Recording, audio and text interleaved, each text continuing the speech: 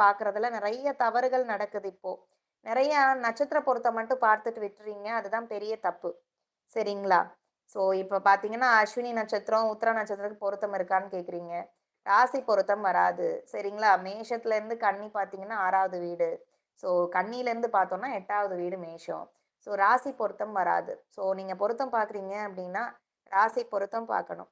சரிங்களா? நட்சத்திர பொருத்தம் பார்க்கணும். தாராபலன்னு சொல்லுவோம். நட்சத்திர பொருத்தம் வச்சு பார்க்குறது.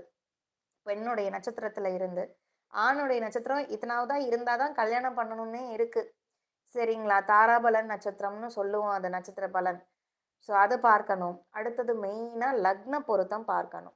லக்ன பொருத்தம் இல்ல 2 பேருக்கும் 2க்கு 12 லக்னம் போயிட்டுருக்கு. உதாரணத்துக்கு பொண்ணுடைய லக்னம் விருச்சிகமா இருக்கு, பையனுடைய லக்னம் துலாமா இருக்கு அப்டின்னா, கண்டிப்பா திருமணமாகி 3 மாதத்திலே பிரிவுன்றத குடுக்கும். சரிங்களா? ஏதாவது ஒரு விஷயத்துல அந்த பிரிஞ்சே தீரணுன்ற அமைப்புகள் வரும். ஒண்ணு குரு பார்வை இருக்கு அப்டின்னா, வெளிநாடு அனுப்பி பிரிய வச்சுரும். சரிங்களா? இல்ல அப்டின்னா, என்ன நடக்கும்? நமக்கு வந்து நிரந்தரமான ஒரு பிரிவு. பிரச்சனை வந்து பிரிவாங்க கணவன், மனைவி. ஸோ அப்படி ஒரு நடக்கும். 2க்கு 12 லக்னம் இருக்கு. ஐ மீன் துலாம், மேஷம் இப்படி இருக்கு 2 பேர் லக்னம் அப்டின்னா, கணவன், மனைவிக்கு. அடுத்தபடியா பார்த்தீங்கன்னா, ஆ பெண்ணுடைய லக்னம் ரிஷபம்னு எடுத்துக்கோங்க.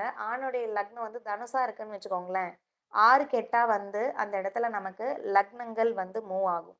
ஸோ அப்படி பார்க்கும்போது, கண்டிப்பா வந்து நமக்கு பிரச்சனைகள் வரும். நீங்க எப்படி பார்த்தாலும் 6க்கு 8 தான் இருக்கும். நீங்க ரிஷபத்திலேருந்து தனுசு கவுண்ட் பண்ணாலும் 8வது இடம். தனுசுலேருந்து ரிஷபத்துக்கு போனீங்கன்னா 6வது இடம்.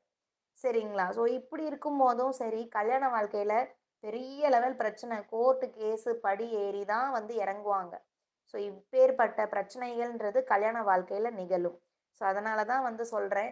திருமண பொருத்தம் மட்டும் பார்க்கும்போது மிக மிக கவனமாக இருங்க. சரிங்களா? நெக்ஸ்ட்